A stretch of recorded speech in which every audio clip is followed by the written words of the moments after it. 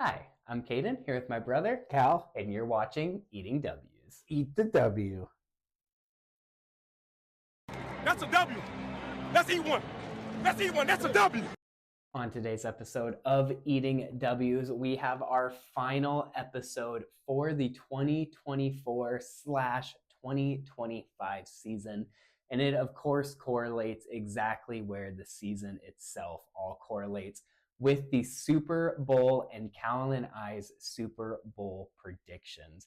But before we get rolling into those actual predictions themselves, just a quick kind of news update. And I say kind of news update because nothing official has happened. But as we talked about in last week's episode, the New Orleans Saints were the only team to not have had picked a coach. And last week we said this time next week when we record, they'll probably have a coach. Here we are that time next week, and they still do not have a coach. But it is for a kind of obvious, if you look at it in what seems to be at least pretty obvious reason.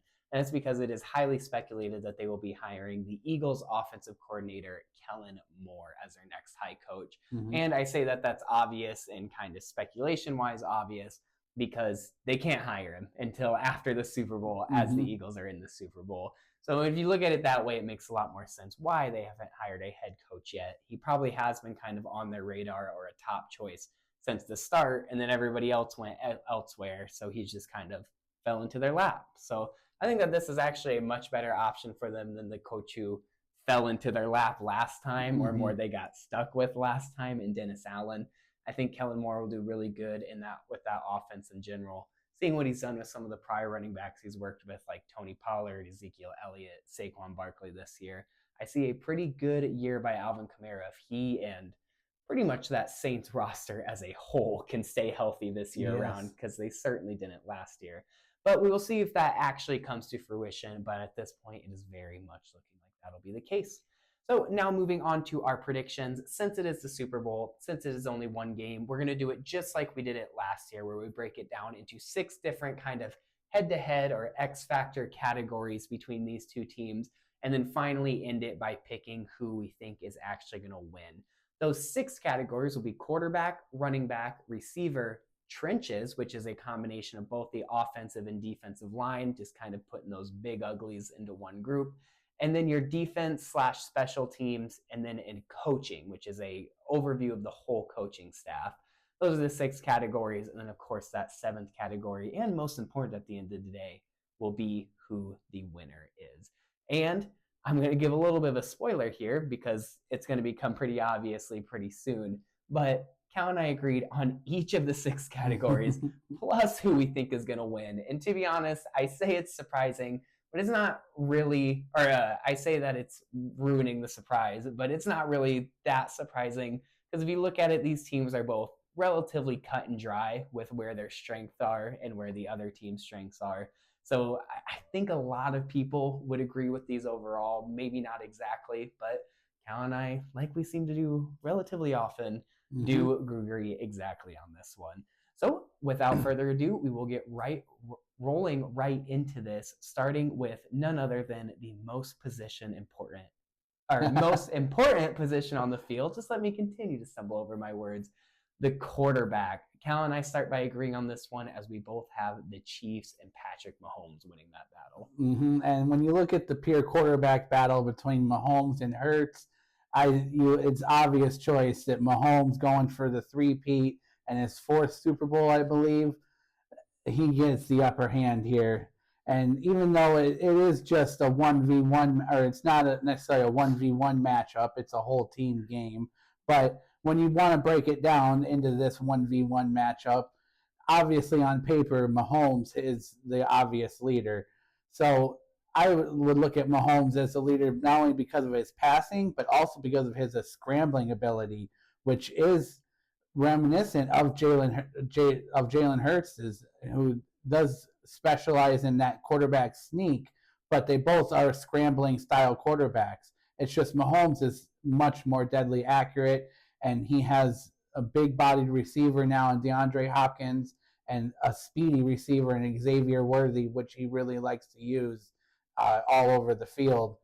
And we'll break that down more when we talk about the receivers, but it's just this head-to-head Mahomes versus Hurts matchup, Mahomes gets the obvious upper hand, and he should lead his team to the three-peat.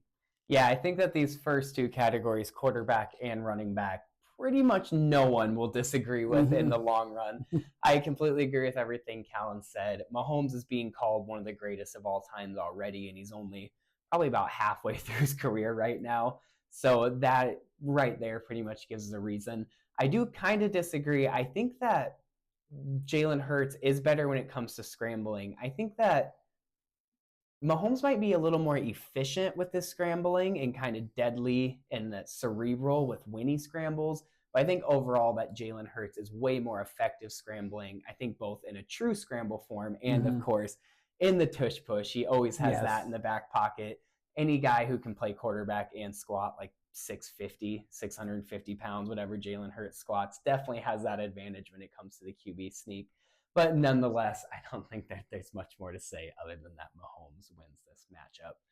Now moving on to the second and probably second, if not even more obvious pick on these two matchups, we have the running back matchup, which we'll look at Saquon Barkley and Kenneth Gainwell, I guess, is kind of their number two, maybe AJ Shipley, versus the Chiefs with Kareem Hunt and Isaiah Pacheco. And we agree again on this one. We both have the Eagles. Yes, and when you talk about the Eagles running backs here, it's one running back in particular, and that is Saquon Barkley, who could take over this game and be the Super Bowl MVP because even though he's a candidate, it's not likely he wins the NFL MVP.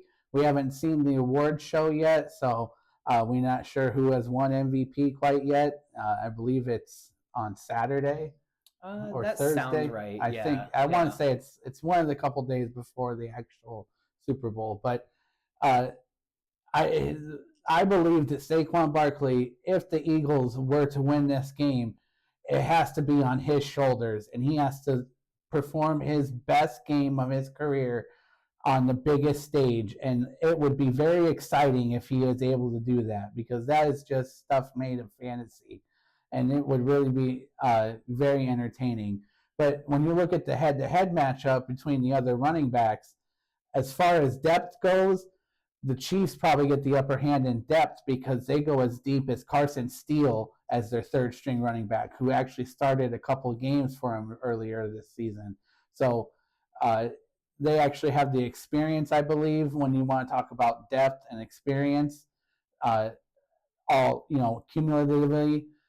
Then I think the Chiefs would have a slight upper hand, but overall, just because of Saquon Barkley and his star power, he gives the Eagles my thumbs up here for the running back position. Yeah, could not agree more. I mean, spot for spot, position for position, and really the true idea of what a duo is with how well Kareem Hunt and Isaiah Pacheco complement each other probably would give the Chiefs a nudge and a lead in that category against pretty much any other single running back in the league, except for Saquon Barkley. Saquon Barkley is just so good, and the way he can take over games, the way he can put up 200-plus rushing yard games is just immaculate. Of course, it's not just him. They have a very good offensive scheme and a very good offensive line that he's running behind, but it's still a lot of him. I mean, their old running backs with the Eagles had just as good of a scheme and just as good, if not probably better, of an offensive line, and we're consistently putting up 150, 200, 250-yard games and single-handedly winning games the way Saquon Barkley can. So I agree that the Eagles win. If the Eagles win this game, it's going to be on the back of Saquon Barkley, which is not that far-fetched. It is very, very possible. I mean, it is something if he broke the single-game record in the Super Bowl. Oh my God, that would actually be pretty sweet. What a way to follow up on an MVP snub than by winning Super Bowl MVP. Like you said, like straight storybook, like fairy tale justice, ending. I believe. It really would. It would not at all. But one thing I just kind of wanted to touch on quick is AJ Shipley. I did almost forget his name. I ironically mentioned him third. But I know it was in garbage time, and I know it was against kind of a defeated or given up, for lack of a better term, Washington Commanders defense. But when AJ Shipley came in at the end of that game to kind of clean things up after they already had the win secured, he still looked really good. I mean, like he was playing hard. I mean, like nowhere near Saquon Barkley level, but he got his chance, and exactly, he took it. He had some heart. He was playing hard. He was running at full speed at everything, no matter what, no matter how far into the play, how far into the game, how over it was. So I think that actually probably earns him just a little bit of playtime more in the Super Bowl. Maybe that's only 2-3 more carries, whatever you want to look at it. But that's 2-3 more carries of rest and Saquon Barkley getting even better and seeing what Shipley can do and being a nice change of pace back, even though they are relatively similar, but I guess a change in conditioning back, I should say, more than anything. But yeah, I think that he definitely has a little bit more addition, more substance to that running back room than you'd think. I just realized that both their third string running backs are white guys. Who's their third string? The Eagles. Isn't AJ Shipley a white guy? Is he? I don't know. I actually didn't really see him. Oh. I didn't pay that much attention. No, I don't see color count. I know. It's just no. I literally because I literally the didn't pay Eagles have attention. I'm not sure. the white corners too, so they might as well have the white running back. Yeah, I mean it's only fitting. You got to balance things out on both sides of the ball, of course. But no, that's funny. I actually didn't know that at all. I've never noticed. But yeah, moving on past that, we are moving down to the final kind of full offensive positions and the wide receivers. Some of the big wide receivers for the Eagles include, of course, A.J. Brown and Devontae Smith, as well as recent addition this year, Jahan Dotson from the Commanders. And then on the Chiefs side of the ball, you got more recent recent additions, such as DeAndre Hopkins and Hollywood Brown, as well as breakout rookie Xavier Worthy, speedy guy. And as you already know, we agree again, and we agree with the Philadelphia side again. We both have the Eagles. Yeah, I give a slight edge to the Eagles wide receivers here in this head-to-head matchup, just because of the talent level of A.J. Brown and Devontae Smith, I think outweighs the talent of DeAndre Hopkins and Hollywood Brown because, well, when you look at age, A.J. Brown, Devontae Smith kind of entering their prime, whereas Hopkins and Hollywood Brown been on a few different teams now. They're kind of past their prime. So they still are definitely very dangerous on both ends. Both are very good weapons, are built to their offense specifically. So they're both used very well. I just want to look at the head-to-head talent level. I think that the Eagles get the upper hand here when you look at pound for pound each wide receiver, and especially because the Eagles have the depth at wide receiver because they go as deep as Jahan Dotson, whereas after the Chiefs Xavier Worthy, it kind of drops off. Maybe I can't think of, is it Watson? Justin Watson. Justin Watson their number 4. Is their number 4, who does have a connection going with Patrick Mahomes. He does have a little bit of chemistry there. Yes, it's pretty good the past few weeks. Yeah. That is very dangerous, and that could make a big impact because the deeper your team is, the better you're going to be. And because of that, I think that this matchup's a little bit closer than people give credit for, but I give the upper hand to the Eagles over the Chiefs wide receivers here. Yeah, I completely agree. I won't really touch on that too much more because I'd be echoing a lot, but I think I completely agree with everything Callan said. I think that the duo alone of A.J. Brown and Devontae Smith is so good that it rivals and kind of matches up with the trio of Hopkins, Hollywood, and of Worthy. So then when you throw in the fact that they have a guy like Jahan Dotson, a very young, maybe even a little outside of his prime on the young side wide receiver like Jahan Dotson for the Eagles as that number 3, it really just solidifies this for them. Ironically, I didn't really touch on this very much when I was explaining them, but I guess tight ends would probably have to go into this as well as kind of that receiving part of things. That's true. And that's really where the Chiefs would get any upper edge is with Travis Kelce. But the way that Dallas Goedert has been playing recently, especially through these past few games of the playoffs, I don't really know how much of a nudge Kelce gives because Goedert has just looked so good. That's nothing against Kelce. It's just that Dallas Goedert has been playing like a man possessed as of lately. He's been playing some really good ball and really stepping up on some of those games where the Eagles' passing game as a whole hasn't been up to snuff. He, as a single, has been really good. So I think all of that stuff combined does keep this one relatively close, but does give the Eagles that upper hand. So now moving on to the trenches. This is, of course, the combination of the 5 starting offensive linemen and 3, 4, 5 starting defensive linemen, however you want to look at it. A couple of guys for the Eagles would, of course, be, well, pretty much that whole Eagles offensive line is pretty damn good. And then guys like Jalen Carter on the other side of the ball. And then the Chiefs offensive line, as well as Chris Jones. The whole Jalen Carter versus Chris Jones is probably the big marquee matchup there, non-head-to-head wise. But we do agree again, and we do agree with Green again. We both have the Philadelphia Eagles for this one as well. Yeah, and this is another very interesting matchup that's going to be a very dynamic part of this game, is the head-to-head between the Eagles and Chiefs defensive line and offensive line. And I give the slight edge to the Eagles in the trenches. It's a little bit closer on the offensive line side because the Chiefs are really good in the middle, especially in the middle of the offensive line. Kind of iffy on their tackles, but they got some strong veteran presence on the tackles compared to whereas the Eagles have a more complete starting 5 that are all equally good, equally about the same age. So they are all just a solid unit as a group.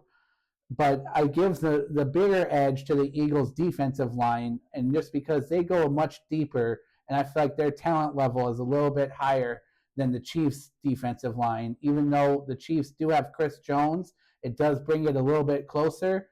But I give the bigger upper hand to the Chiefs, or the Eagles, I mean, in the trenches here, because of the Eagles' defensive line of Jordan Davis, Jalen Carter, Josh Sweat, and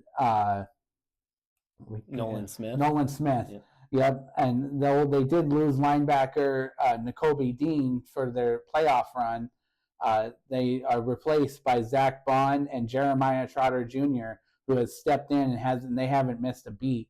So that's more of the linebackers, though. Say a little ahead of yourself. I'm getting ahead of myself there. I started to think about the defense as a whole. But some of those linebackers, though, they blitz in and they become part of the trenches. So that's what I was thinking, is kind of getting there. But as far as the more big uglies go, the Eagles get the upper hand here. But it's going to be a very big battle and a very interesting one. Yeah, I completely agree. I think that the Eagles get that upper hand there. If you look at just maybe your like top 2, top 3 players on both sides of the ball, so like maybe like for Chiefs, like Chris Jones, Karlaftis, Creed Humphreys, maybe if you want to talk about top 3, and then for Eagles, probably like Jordan Mailata, Landon Dickerson, throw Lane Johnson in there somewhere, throw Jordan or Jalen Carter in there somewhere. If you look at just those higher upper echelon guys, I think that the Chiefs maybe have a little bit of an advantage off of just that tight cream of the crop type stuff. But if you look at true left tackle through right tackle, and then true defensive end through defensive end, spot for spot, I just think that the Eagles are so much more consistent and have so much more talent spot for spot that I couldn't not mark them for the trenches on this one. So now I will let Callan get on pace with himself where he was just at, and we'll move on down to the defense, which we actually do, of course, agree again, but not with the Eagles. We both agree that overall the Chiefs have the better defense outside of the trenches. And I believe, yes, that the Chiefs do have the better overall defense and the better defensive coordinator. Although the Eagles, because, I mean, obviously they're still very good because they're here too. But when you look at them as a whole, I like the Chiefs' defense as a team and as a whole defense, a defensive unit together. And when you look at kind of the breakdown of the linebackers and the secondary to go along with the trenches, I give them more upper hand to the Chiefs on this side of things, because Nick Bolton and Leo Chanel have become quite the unit on the linebacker side. And they are also teamed up with George Karlaftis on the edge, who plays in coverage and an edge rusher too. And so they go along with their other edge rusher, the Kansas State. Yep. Their Kansas State. Felix. Something Reed say? Felix. It's Felix. There It's you like go. Uzama. Oh yeah, and Duki Uzama. Yeah, Nuki Uzama. I remember it was like CJ Uzama. Yeah. But he had the hyphenated name. But he's really made a big impact on the Chiefs defensive line, also matching what Karlaftis does, not only blitzing off the edge, but playing in coverage too. And when you look at the secondary, Justin Reed and Brian Cook at safeties compared to Reed Blankenship and C.J. Gardner-Johnson, I think the Chiefs just have the upper hand there. Justin Reed is an all-pro safety, and Brian Cook is not far behind him. And they make a really good tandem, and they really make this secondary as a whole one of the better units all around. And even though the Eagles have a really good unit, they're just very young right now. And I give the edge to the veteran leadership of the Kansas City Chiefs secondary and linebackers over the Eagles secondary and linebackers. Yeah, definitely. Ironically, the reason that I have the Chiefs defense as a whole unit is almost the exact reason I had the Eagles in the trenches just kind of flip the page, because it's for the Chiefs. I think if you kind of look through the Eagles depth chart and went just name by name and like star power of each name, it's probably a little almost obvious to go with the Eagles here. But if you really break everything down and look at how these defensive play as a cohesive unit, that's where the Chiefs win it. They play so well together. They play so well as a team. And more than anything, the way each of these kind of position groups or levels play complement the other levels so well.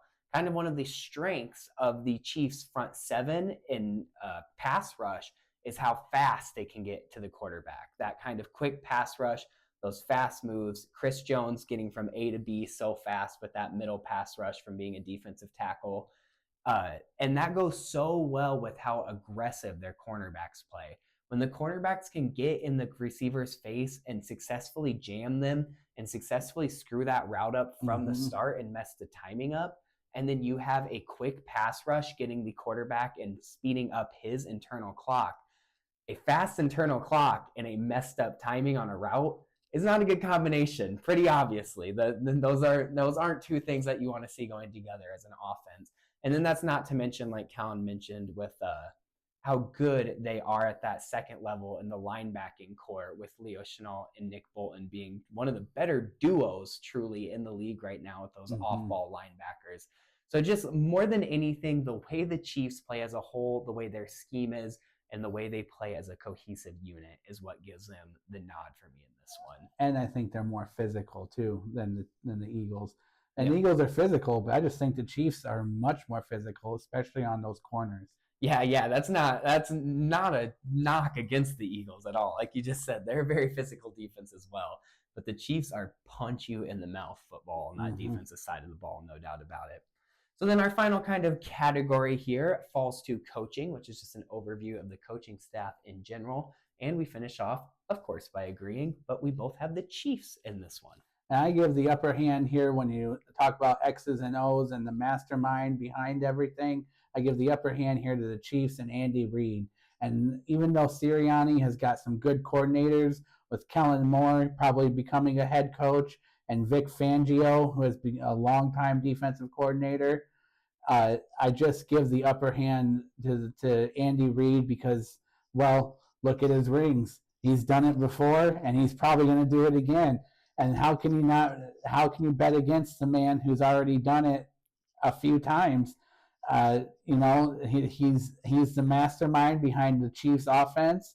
He's rejuvenated himself and reinvented himself as the NFL has changed through the decades, as he goes as far back as being a coordinator on the '96 Packers Super Bowl team.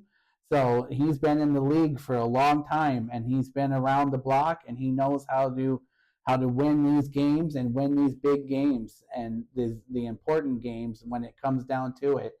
And also when you talk about coordinators, their offensive coordinator is Matt Nagy, who doesn't get a lot of good credit because of his stint as a head coach for the Bears, but his tenures with Patrick Mahomes have been very good and nearly spotless. So he does have that chemistry with Mahomes. And when it comes down to the defensive coordinator, I can't. Steve Spagnuolo. Steve Spagnuolo.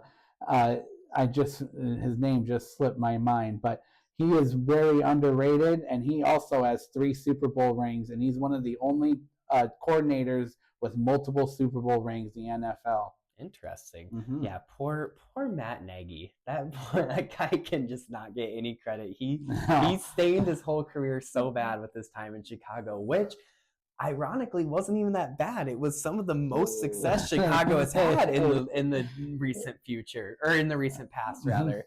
So it's so funny that it's so stained when it really wasn't even as bad as it quite seemed. No. But yeah, outside of that, it cracks me up. I forget that he was the double doink victim. Exactly. It was sure. mostly stained just by the double doink and not being able to put together an offense, ironically. But he sure can put together an offense in Kansas City because, like you said, he's done it very well there. But yeah, I totally second everything Callum said. That's almost the exact reasoning I picked it. But yeah, if you look at just the coordinators in a box, I think that the coordinators for the Eagles might actually be better combined than the coordinators for the Chiefs. But there's just there's just no arguing what Andy Reid is able to do. Like you mentioned, he's done it in Kansas City. He's done it way back in Green Bay. He's done it, ironically, in Philadelphia. Had a lot of really good years with the Philadelphia Eagles in his coaching tenure. So he's just done it so well for so long, and it's only gotten better. I mean, it's only gotten better team after team, year after year, Super Bowl ring after Super Bowl ring. He just seems to continue to get better. So just got to go with the Chiefs overall on that coaching staff argument. And then what it all comes down to at the end of the day, the win, we finish off by agreeing, of course, and we agree with the Chiefs. Yep, I like the Chiefs to pull it out, get their fourth Super Bowl in the past